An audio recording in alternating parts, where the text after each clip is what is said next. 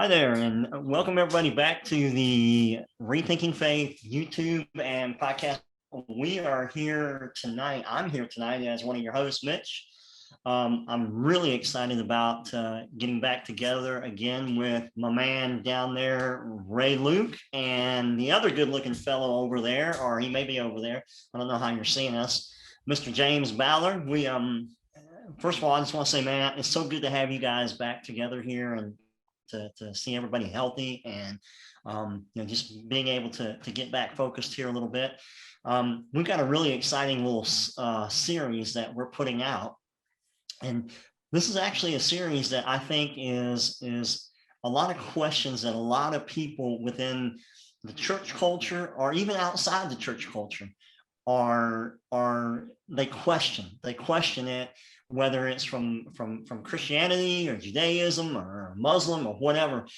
We're going to hit some extremely difficult questions and topics. And I think that as we go through this series, it will be one of the most engaging series of short snippets that we will do that will give you an opportunity to hear what we have to say about this. So real quickly, if everybody could just say hi real quick. Ray, you up? Hey, yes, sir. Back on here, guys. I'm so happy to be here with you, Mitch and James. And I'm very excited about this series of these short little videos where we'll be touching a lot of the historical context of who Jesus is and the biblical context and religious context of the Bible, etc. And it's just excited to do that and glad to be here with you guys, man. Man. Yeah. Great. James? Yeah, it's good to be back with you guys, you troublemakers.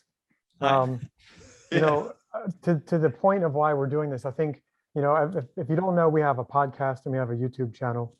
And a lot of times what we'll speak about in those formats really take a lot of unpacking. We're coming from years of study. And sometimes someone has a question that these are the foundational stair steps up to that content. And it's really hard to capture all of that. So I really like this idea. Ray, I think you were inspired to pull this together. Very short steps of knowledge that get you to the place where we can then talk about bigger topics. Yeah, it was one of those things that it happens often. That's kind of why we ask a lot of our listeners, hey, if you guys have any questions, hit us. And I was actually just talking to a friend and he hit me with a bunch of them. a Catholic friend of mine, he hit me with like 10 different questions. And I was like, I was talking to you, James, and you brought up the great idea that we should, instead of doing a long video, it can be kind of drawn out. You said that we should touch each question and snippets of video, which would be perfect for people to listen to in their car, in their car, or if they have some time before work or whatever. It's just perfect. And that's what we want to try to do here. Yeah. All right. That sounds good. So to keep to the format so that we do keep them short and sweet, but I would challenge you, to those of you that are out there listening, and if you're coming in for the first time and listening to what we put out, the source of the information and that, do your homework. Take what you hear, go do some homework, read, find some good resources, find some solid voices, and just take some notes while we go through. Like they said, this is only going to take a few minutes, but it's going to be extremely crucial when you look at the topics that we're talking about. So tonight's first topic that we're going to do is, I'm going to throw this question out there. I'm going to let you guys battle it out with a pair of boxing gloves on, man. So first topic: who is Jesus? Yeah. Wow. Go ahead, Ray. Who is Jesus? Such a great question. I mean, we're talking about Jesus of Nazareth, okay? Time magazine and a couple different magazines and sources, the greatest historical figure of all time. None comes close to Jesus of Nazareth as how he's impacted the entire world. Okay, Christianity is by far the largest religion of all the major religions, including Islam, which comes in second. And it's just mind-boggling, right? Yeah. Christianity has it's crazy. Jesus himself was a Jew, okay, but the large following his large following is mostly non-Jews and they're Christians. We've talked about this many times in many other segments, that while Jesus practiced Judaism, his faith was Judaism, Torah Judaism, his followers all the way till today practice Christianity, which seems to be, if you ask many scholars and you ask many people, they'll tell you it's a different religion altogether. And, you know, this is what we do here. We try to get down to these questions and figure out what's going on. Who is Jesus? You have I want to hear what you have to say about this, James. Yeah, this character Jesus. I say it like that because every culture has a version of Jesus that looks a lot like their culture. And even into Western society, we have very different versions of Jesus just in Western society. It's really hard to understand who he was historically because of lack of information from him directly. Yes. But we can look at the context, we can look at his writings and his teachings, and we can back into who he was historically by the geographic region, the time, his own teachings, his words, and his disciples. And yeah, like Ray, you said he was a Jew. I think most people are comfortable with that. When you go deeper into what he taught and where he lived and what the New Testament is telling us, you see he was a Galilean Jew. And there is an entire, I wouldn't say a formal school of thought, but there's an entire type of, it's called a Hasid from the Galilee, and they were less material, less involved with material wealth. They were more into a more intimate relationship with God, and the way that they taught and the way that they spoke, that's captured in the New Testament, in the Gospels. So you can see, looking at this historically, and archaeologists have found a lot of good information.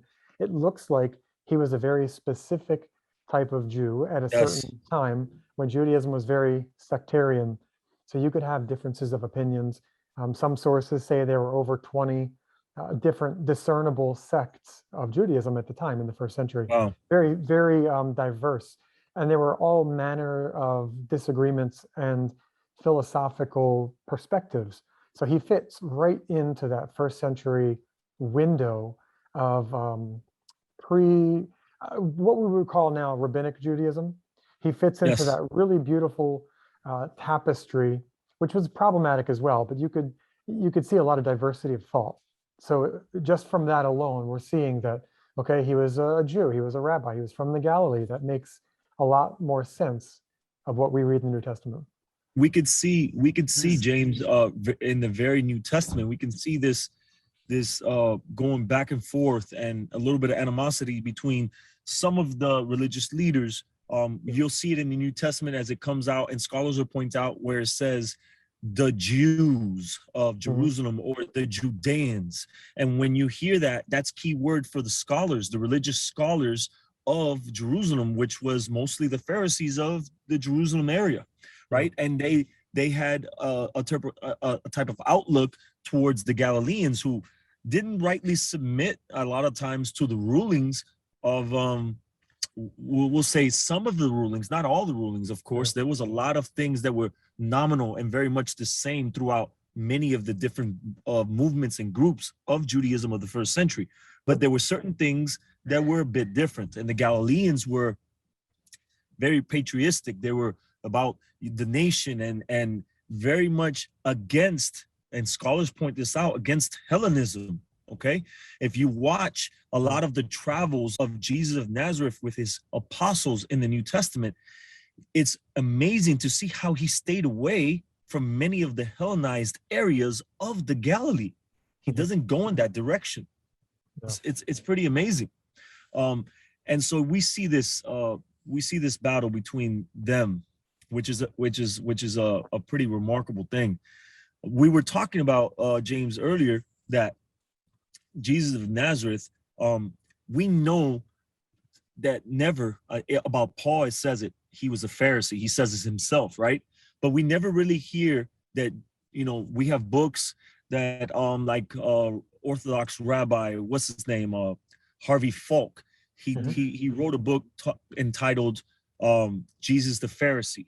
So we know that, and many scholars know that Jesus was a Pharisee because of his teachings they're lying big time with the Pharisaic teachings. Mhm. But we don't know that he was won by office or that he went to a Pharisaic school. Yeah.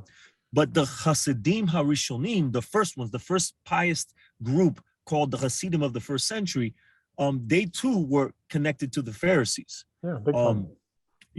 They were connected to the Pharisees, but they had a little bit of charismatic feel to them. So a lot of times the scholars will say that they were much like biblical prophets. Okay, they were known for miracle workings. They were known for their speech too, right? So a lot of times that you see Jesus say the Son this and the Son of God that and the Son of Man this, you find this very same phrases in the mouths of, for example, Rabbi Hanina ben Dosa or Honi, they would direct themselves, and compared to God, they would call him my Father.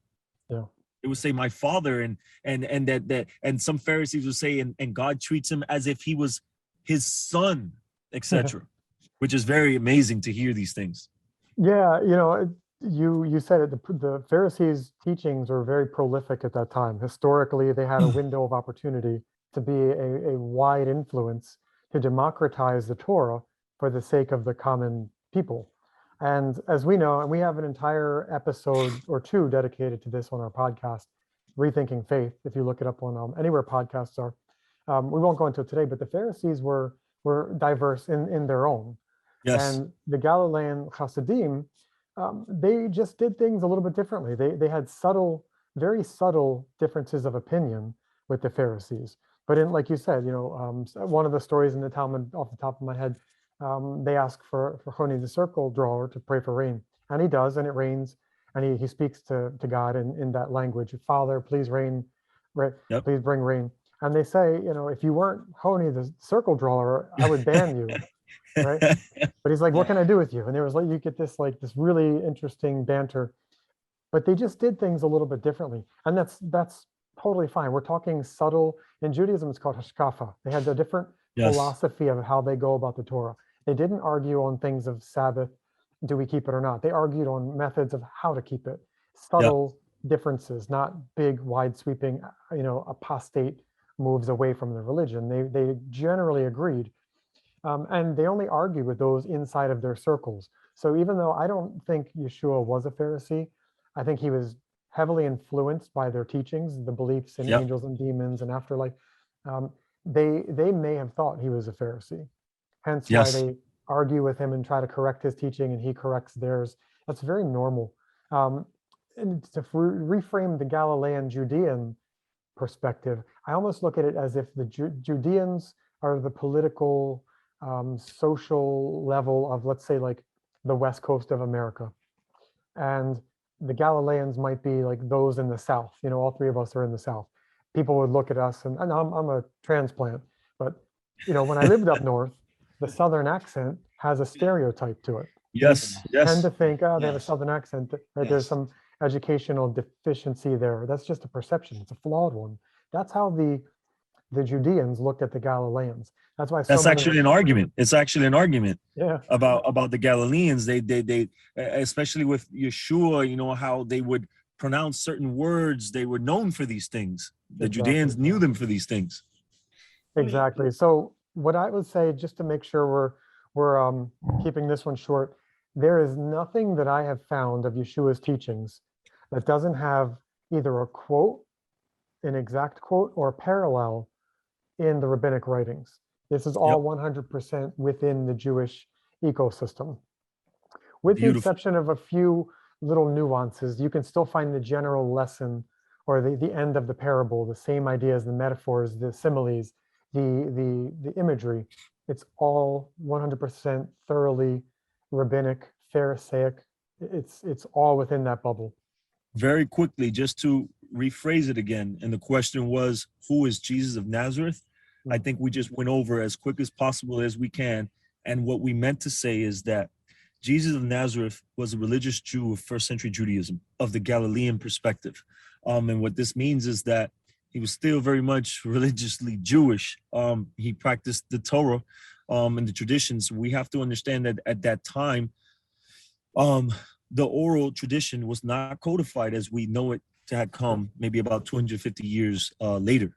Yeah. So we just wanted to reiterate, Jesus is Jewish, not just because he's a Jew from Israel, but because religiously he was a Jew who practiced Judaism, and that will Yes. look very much different from what we Yes. know Christianity to be. Very Yes. good. And as we close this out, also, Ray, it's fascinating as somebody that comes from the Christian world, and we've done podcasts on this before, where there are different denominations within the Christian culture, okay, and each one has its own nuances and so forth. Well, for most Christians to understand, there are different sects of Judaism, and where Jesus might have gotten his thinking from, and where, how he slanted in his own personal viewpoints and things like that, is brought out within his own words. Yep. The Sermon on the Mount, those times Yes, where sir. he's with people. So as somebody that's reading through the New Testament, if you don't keep Jesus in his correct context of who he is, because a lot of Christians will say he's Jewish, but then they'll leave it right there. They won't, they won't go into the fact that there's a culture there and so forth. So that's important to think about as well. But I want to thank everybody out there for joining us today for this segment. We've got about a dozen that we're going to put out here real quickly. So we're going to end this one today. If you have any questions, hit us up on the Facebook page. And guys, thank you for taking time out of your day for taking care of business. And we'll catch the rest of you guys later, and blessings to you and anyone you share this with. Take care. Blessings.